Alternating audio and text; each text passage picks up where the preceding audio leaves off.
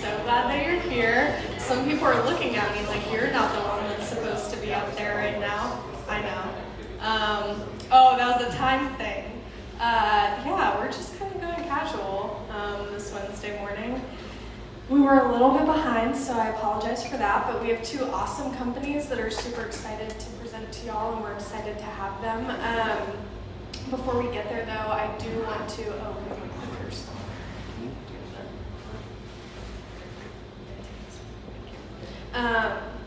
I do want to give some general information about 1 Million Cups. How many of y'all, this is your first time at 1 Million Cups? Raise your hand. Okay, I like it. You're not the only one, don't worry.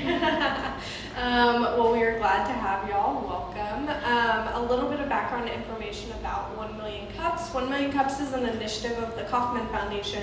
It is nationwide. There are over, I think, 200, 250 chapters. It's always increasing, so don't quote me on that statistic. But there are a lot of chapters located all throughout the United States. The vast majority of them meet Wednesday mornings at 9 a.m. So when you come here and hang out with us, you're not only hanging out with us in Dallas, but you're participating in a bigger movement for entrepreneurship throughout the United States. Along those same lines, if you ever happen to be traveling, it's always fun to check out the local 1 Million Cups chapter that may be wherever you are. But 1 Million Cups, like I said, is an initiative of the Kauffman Foundation. It is meant to be an educational experience and opportunity for entrepreneurs. So we bring everyone here every Wednesday morning. We share, hopefully and generally, 2 great presentations for local companies. We talk a little bit about what they do, and the purpose is twofold. 1, to give y'all more information about stuff that's going on in the community, and 2, to provide the entrepreneurs a platform to talk about their business and all the awesome stuff that they're doing, but also to talk about some of the obstacles and the hard stuff, right? We as entrepreneurs tend to get really focused and one-track minded on all the great stuff that's going, and we're kind of conditioned to talk about all the great stuff, but there's a lot of hard stuff about being an entrepreneur too.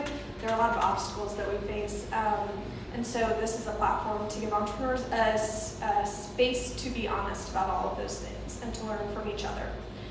If you have not already, download the 1 Million Cups app. You can check in via the app. We will be doing a drawing later for a super sweet tumbler. They're very cool, I'm not gonna lie. I'm not just saying that because I have to give one out, like they actually are cool. So we'll be giving one of those out later. Log into the 1 Million Cups app or sign in over there.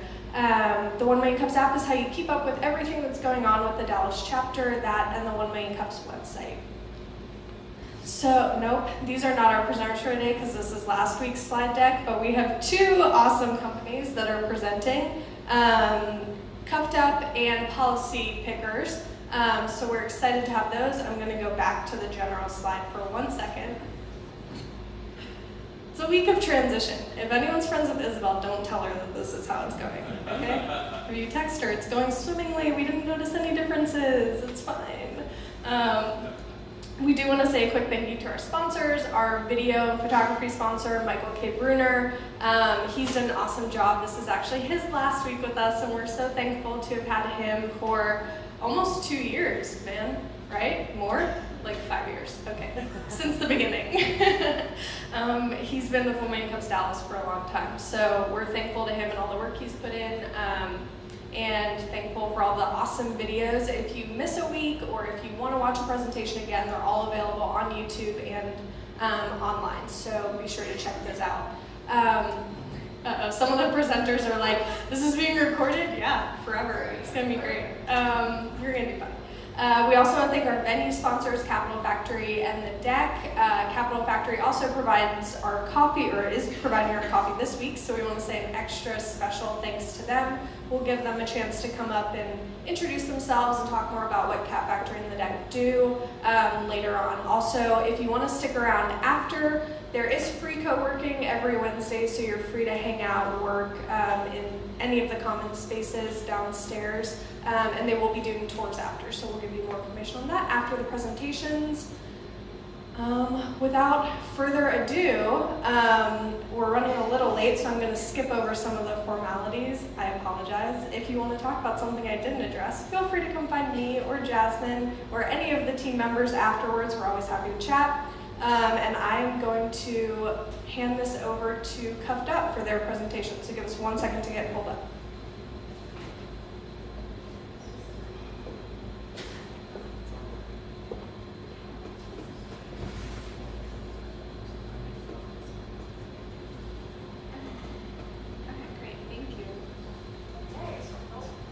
Helps if the mic's on. Okay, if y'all want to join me in standing and welcoming Cuffed Up, we like to stand and give them a round of applause.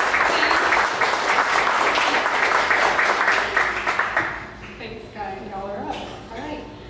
Good morning. My name is Maggie Barton. And I'm John Martin. We're a husband and wife team who give a cuff about great sleeves. Because sleeves that unroll are the cuffing worst. We were so tired of dealing with our sleeves, so we launched Cuffed Up. Our patent-pending cuff roll makes styling your sleeves a breeze.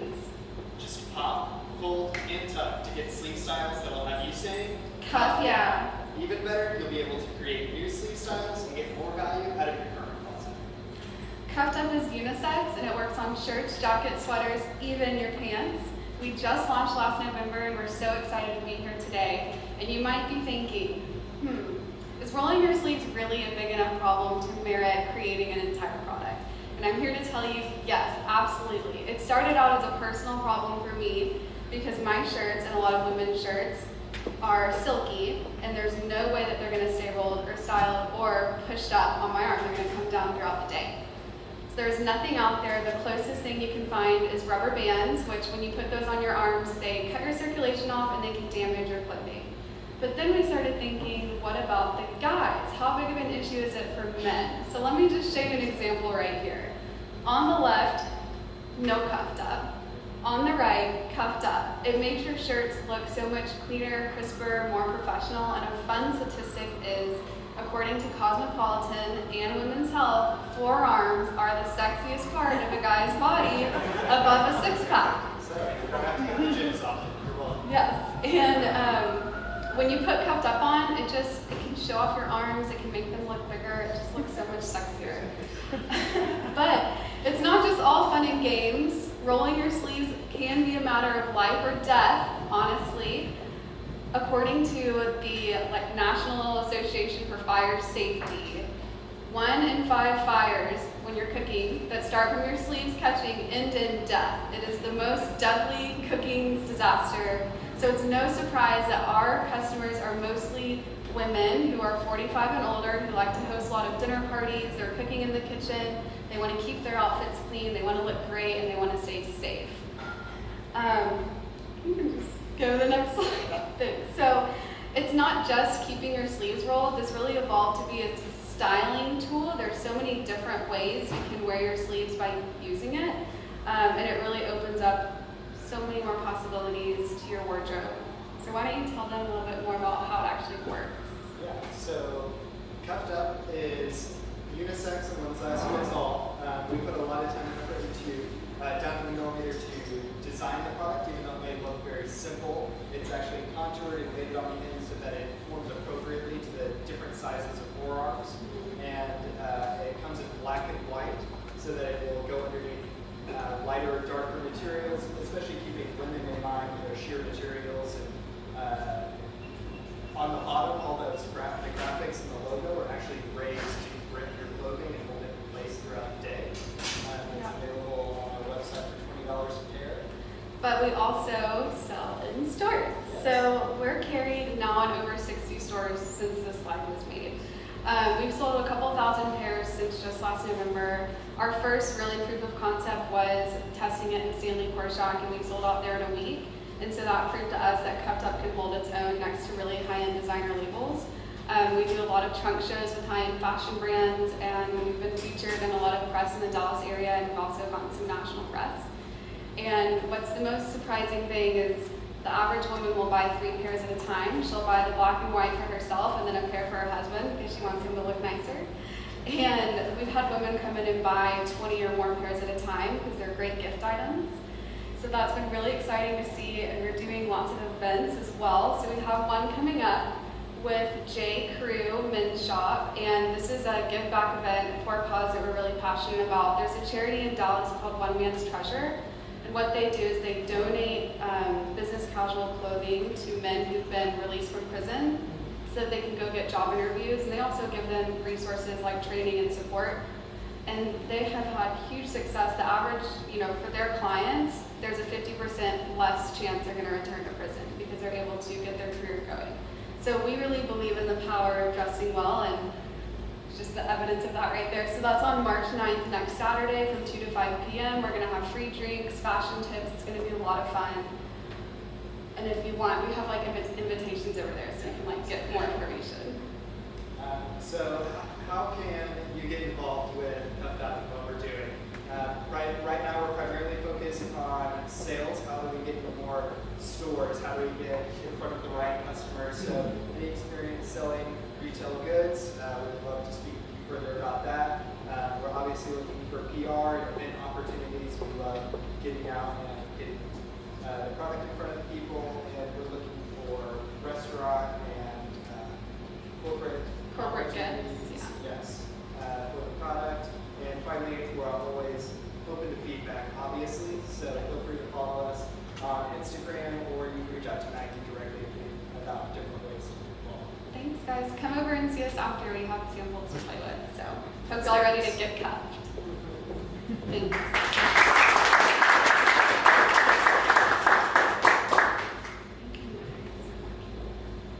So we're going to take some questions from the audience, and I think you answered the first question that we always ask: is how can we help you? And so let's go. Awesome. Love the questions, guys. Sure.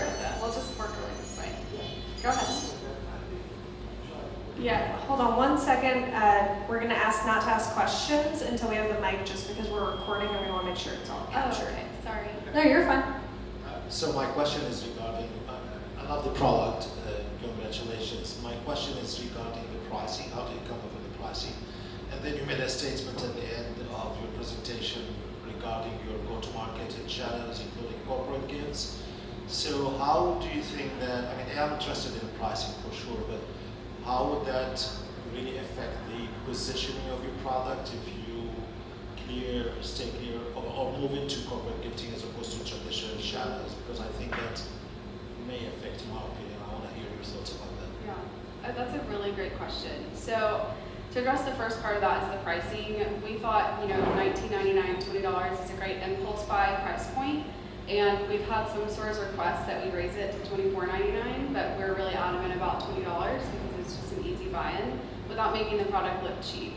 And so that gets to the next part of the question, which is corporate gifts, because you don't want to become a swag item. So we want to be really selective about the organizations we work with. But to us, there's no reason that C-suite level executives couldn't be wearing the product. We want that type of person to represent our company. So we're not talking about, mass gifts. I think we're talking more about batches to more higher level.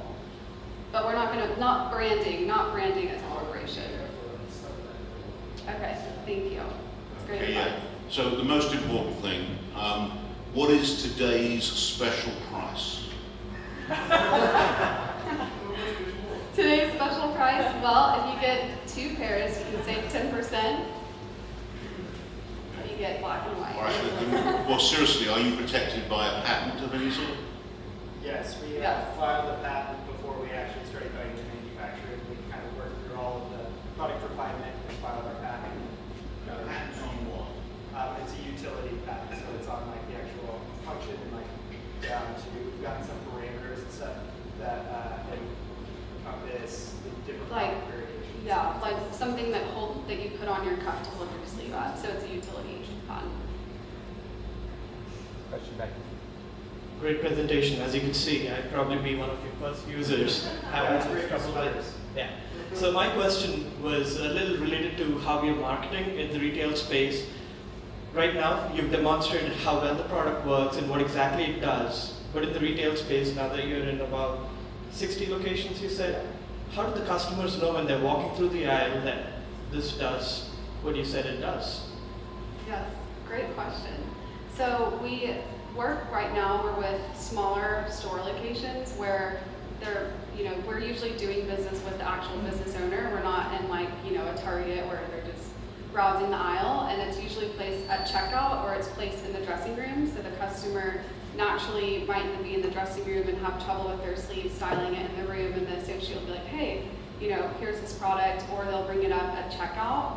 But so far we haven't had any issues with our retailers coming back with that issue right now. Yeah, we also have some additional promotional materials that we provide to those retailers. Like we've got these little like 4x6 signs that have like pictured illustrations of how the product works and some information. Yeah, we give them a display with samples so they can put those out so customers will pick them up and like play with them.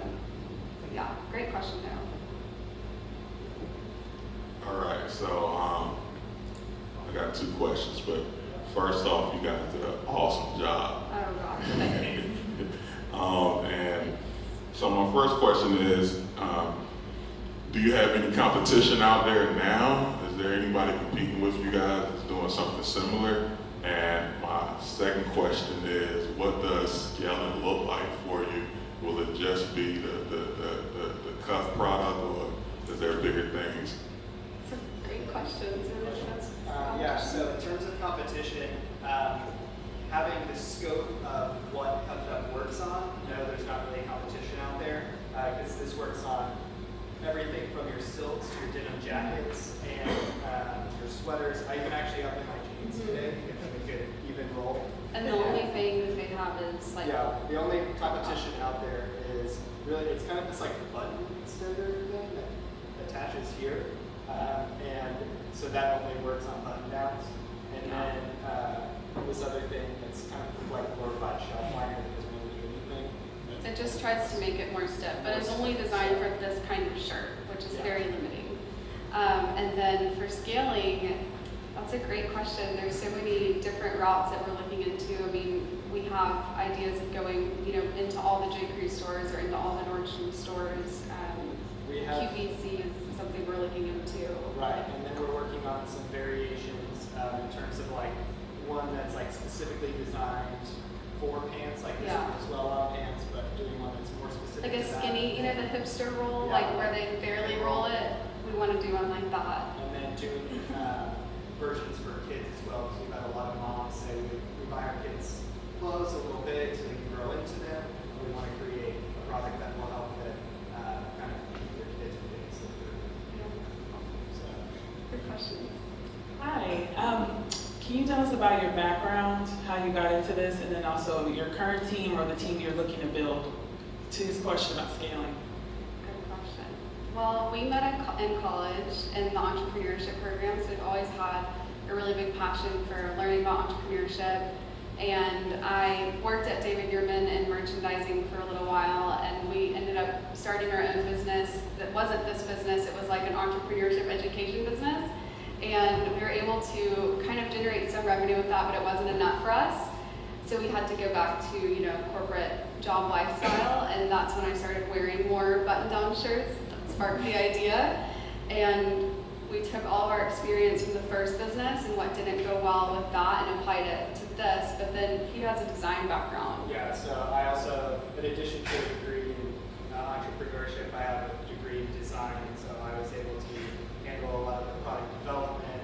I actually filed another patent on a medical device, and so I had experience kind of going through that process, and we were kind of able to apply our shared experiences to get this product from last April just to be an idea to be up and going. We had to teach ourselves how to do almost everything, and we have struggled to find the right partners, so that brings us to the team. I think what we're really looking for is people who are very external facing to help us build, you know, a sales team and a team that can help us build this brand as well, you know, so sales and then also through like social media and digital advertising, experts in that area. Okay, we have time for a couple more questions. Very good job. The question is, was this like a one-time purchase and it lasts forever? Like for example, can you wash it? You know, stuff like that. Yeah. So you clean it just by rinsing it in water. You don't put it in the washing machine. But we're trying to create a lifetime customer. Going back to the future product variations, since we're selling to a lot of women, moms, eventually then selling them on the kids version or the one for their husbands or their friends. It's actually a great gift And it item will as last. well. So Yeah. we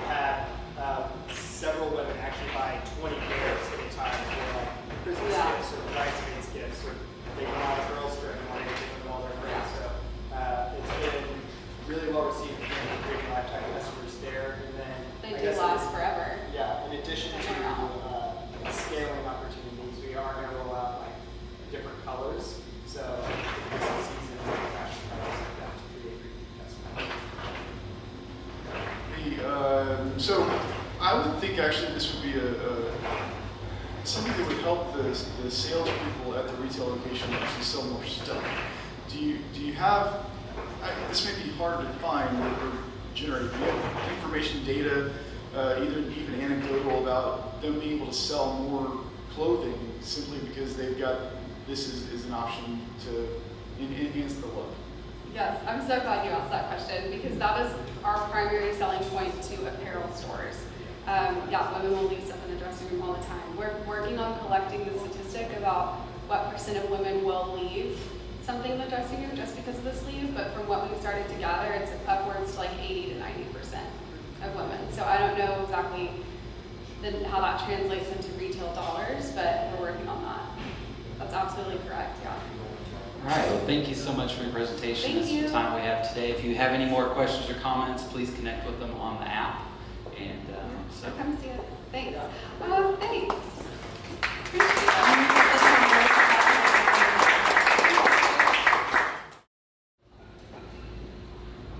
Okay, happy Wednesday? Is this better? Yeah. My name is Jay Lewis with Policy Pickers, and you don't have to close your eyes, but I'd like you to just imagine what you think hell is like. And I'm sure some of you, in your mind, you have the full raging inferno with the demons running around. Maybe some of you picturing a day at Bed Bath & Beyond or Home Depot. But for me, it's not a place, but it's an experience, the experience of buying life insurance. So typically it goes like this. You get a phone call out of the blue from someone who acts like their best friend. It's with you. You've never heard them before. They ask you for coffee. Let's trade business cards. You said, sure. Who doesn't want to do that? You go, and 1 minute in the conversation, they're asking for your date of birth and your mother's maiden name and how much they make. And but you're like, okay, you know, I know this is about life insurance. I really want to protect my family. Let's keep going. So 4 one-hour meetings later, you feel good about yourself because you say, okay, I've made my decision. I want $2 million, a 20-year term. And you fended off the guy who's trying to sell you cash value life insurance. And that's not it. You're not done. The next step is you have to fill out an application that's longer than buying first house. I've counted the pages for the forms. But that's not it either. Then you have to get seen by a nurse. You have to have a physical exam, probably at the office, maybe at home. But you have to have poked by a needle. She takes blood, a cup of urine, asks you medical questions. Oh, thanks, I love you. And then you think you're done, right? Well, no, you're not done. They package all that up and they send it to a small building in the Midwest where an actual person looks at all the medical information that you provided, and then they look at their super secret book, and then they determine whether you qualify or not for the insurance. But it takes them 8 weeks to tell you. Most of the time it's 8 weeks. And in that time, you probably don't hear from your salesperson. So you're thinking, oh my gosh, I need to go to the hospital because I'm probably have cancer. I'm probably sick. 8 weeks. I should have this life insurance policy by now. And then that final day before you go to the emergency room, they say, hey, you're approved. And you say, great, can I have my policy? And they say, yay, we'll mail it to you. You'll get it next week. So 9 weeks. I have a solution for this hell on earth. But first, does it really matter? Does this problem really need a solution? I'll tell you that Susan and James, I met them 10 years ago. Great people, 2 young daughters under 7. About a year after, almost a year exactly after I met Susan, she died in a car accident. Her 2 daughters were traumatized. They had to go to therapy to cope. James, which was used to working 60, 70 hours a week at work, he couldn't function at work for about 3 to 4 months. And did they lose their house? No, because the life insurance came in and provided for them. So the girls could stay at the same house. They could stay at the same school with teachers they know, friends they know. James actually took 6 months off. And then when he went back to work, he worked 40 hours a week instead of 70. So it really does matter. So what is Policy Pickers? Policy Pickers is a site that you can go. It's a safe place. You can learn about life insurance. You can answer 5 questions, put your information in there, click go, and it'll show you all the quotes from any carriers who sell life insurance in your state, any state in the U.S. Pick one of those. You do a phone call application that takes about 20 to 30 minutes, and then you get your policy. It's much less of the hell on earth. My target market right now is the same that it has been in my career for the last 10 years. Financial planners who don't want to or can't sell life insurance. So a lot of financial planners, they don't sell life insurance because they just want to do the plans and they want to manage the money. But the cornerstone for any financial plan is insurance. So they usually end up saying, hey client, just for this client, why don't you go find your own insurance? And these people will go to maybe State Farm or Farmers or Allstate, where they're paying 4 times what they should be paying for insurance, for life insurance. Or they go to like a Mass Mutual or Northwestern Mutual, who may steal their client because they're in the same business. So my financial planners love sending their clients to this website. Hey, you need insurance, go to this website and do it. It's easy. There's no sales. Your information will not be sold. Competitors, yes, there are some competitors, kind of. So the first company in the market was SelectQuote, and they say they have free quotes, but they're really not free. You put all your information in there, and then you push the button to see your quotes, and you don't see the quotes. You get sent, your information gets sent to 5 to 10 sales people who then will call you for the rest of your life. The other competitors, there's some new sites now. Well, ask me about the competitors. I only have a minute left. Ask me questions about our future plans for the company.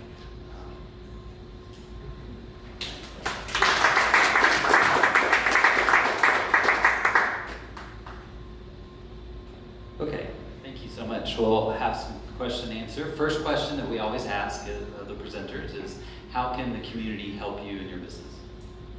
Thanks for asking that. I really appreciate it.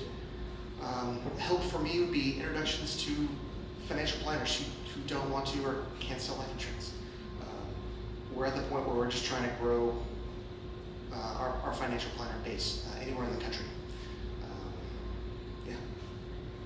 Got a question here. How much more expensive are your quotes than the ones that involve the traditional application process? Same price. Then why are they not doing the same application process that you are? So they are, but we make it simpler and faster. Why aren't they doing that? Are they stupid? Some of them are. So as our competitors, so in the last 2 years, there have been other competitors like Ladder Life, Haven Life, Meat Fabric, and Bestow. But these, I guess this is not apples to apples here. I was going to say, these people are showing you one quote from one carrier, whereas in my site, there are 1,000 life insurance carriers at least, and you see all the carriers, so you know if you're getting a good deal or not. But these other competitors, they're only showing you one quote, so you don't know if you're getting a good deal. That doesn't exactly answer your question, does it? Why aren't they doing what we're doing? I think they're trying to get there.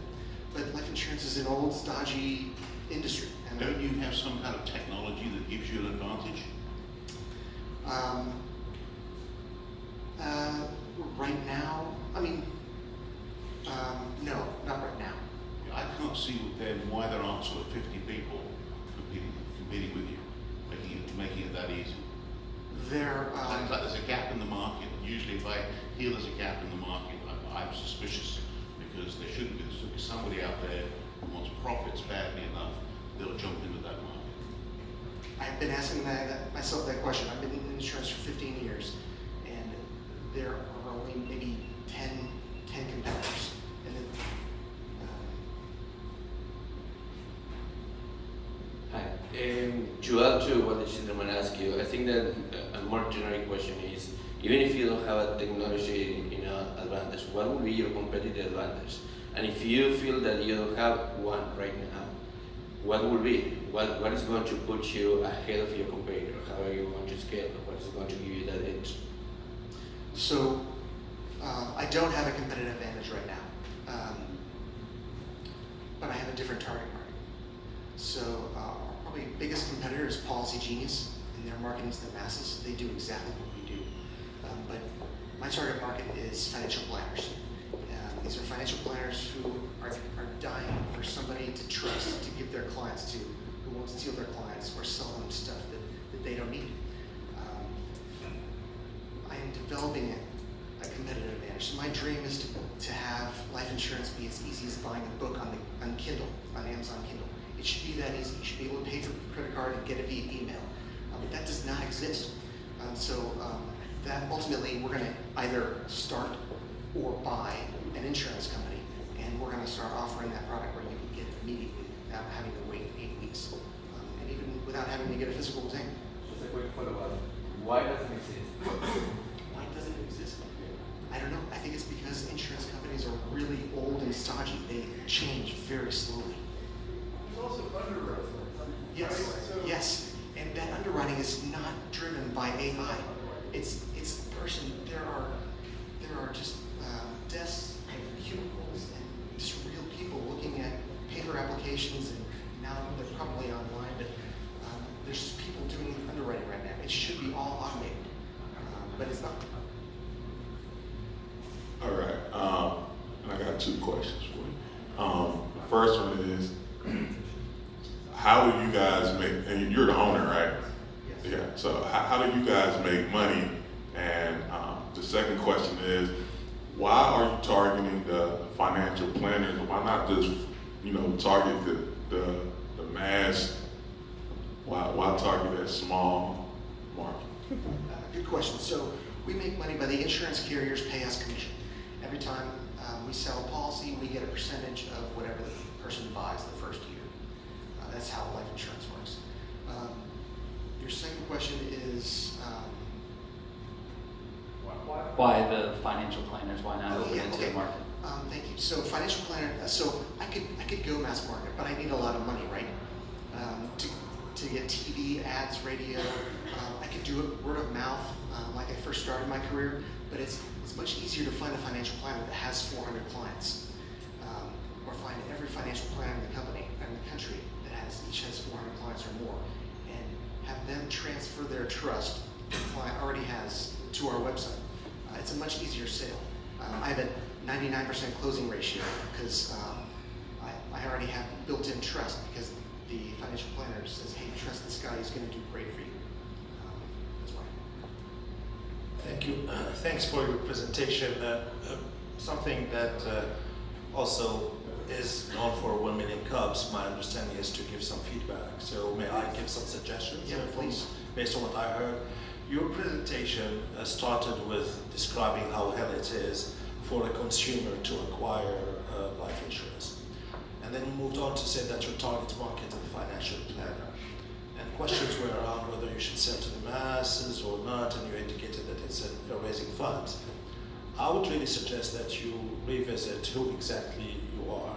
What I see, without going deeper with what you're doing or what you have been doing, is that you're in the managed services business, not in the insurance business. If you want to keep at the target market, that's financial planners, you're going to be an outsourced or a managed service provider for the element that they have an issue with. And that should change your mindset as to how you present it, even when you stand up like here. You wouldn't start with the problem of a consumer if that's not what your target market is. You start describing a journey of a financial planner and what money they're leaving on the table and they're not tapping into, and that you have a solution for them. And your mindset will be communication-wise and everything towards that target market. And then you'll get to a product market fit. What I heard is a lot of inconsistency, and I took your permission to offer some suggestion. But I really think that you need to be very clear as to what your product is, and the problem is solving, and you need to be consistent in everything you do around that. Whether it's your presentation in Capital Factory or 1 Million Cubs, or as you're raising funds or anything else. I personally don't think that you should raise even money if you can get it to go to mass market, because that seems to be a very competitive crowded market. What seems to be an opportunity further, maybe diligence and validation granted, is a financial market. If that indeed is your persona, that's indeed your customer, study that, see what's the best way to get there, and how can you build a story around that. Thank you very much. I completely agree. Thank you. I appreciate that. Any other questions?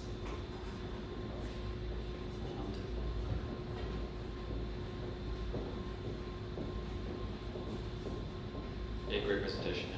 Just wanted to make a suggestion as well as far as technology goes. If you're going to be a service management organization and you're claiming that it's going to be faster and easier, the first thing that comes to mind would be like Zillow for the home buying process, right? Something more applicable in your industry would be Progressive Insurance. They're a one-stop shop and they're able to compare with other rates. If that's a service that you would offer, I think that would definitely be something that you can leverage. Thank you very much. Ms. Albert, thank you. Please help me give him a round of applause. Okay, I'm now going to give away one of these awesome new tumblers. They're high quality, metal, so get excited. Don't put it in the microwave. Okay, pick a number. I need someone to yell out a number between 1 and 11. 4. 4. Yeah. I heard 4 first, so we're going 4. Blake. Is Blake still here? I'm pretty sure. Yeah, that says Blake for sure. Okay, 4's out. Second number. 9. Is that you? I don't know. Whale? Oh, no, we like it. I like it. I like it. We're not above self-feeling.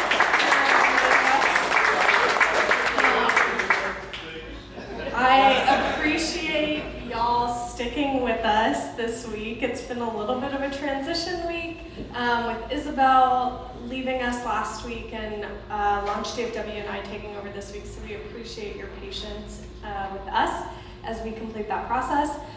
Thank you for being here. I do want to give a shout out to Cat Factory and let them come up and say a couple of words. So Tret, if you would like to come to the stage, we would love to have you. Yeah, let's get Tret. Morning, everybody. How many of you guys have been here before? Okay, so you guys probably heard the spiel from Warren or someone. How many of you guys have been on a tour? Awesome. So for those of you who don't know, Capital Factory is a accelerator, venture fund, and co-working space.